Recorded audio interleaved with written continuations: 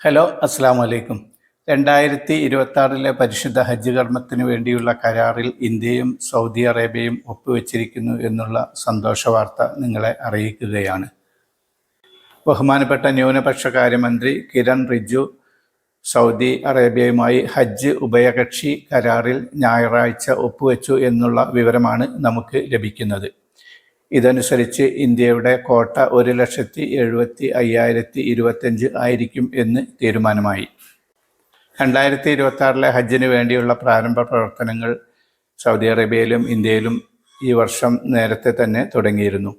ഇപ്പോൾ അനുവദിച്ച 1,70,75,025 എന്ന കോട്ടയ്ക്ക് തുല്യമായുള്ള കാൽക്കുലേഷൻ വെച്ച് തന്നെയാണ് ഇതുവരെയുള്ള കാര്യങ്ങളെല്ലാം നടത്തിയിരുന്നത്.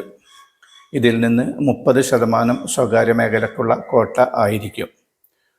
അങ്ങനെ വരുമ്പോൾ ഏകദേശം 1,22,000-ലധികം തീർത്ഥാടകർക്ക് ആയിരിക്കും അടുത്ത വർഷം ഗവൺമെൻറ് മുഖേന ഹജ്ജിന് പോകാൻ സാധിക്കുന്നത്.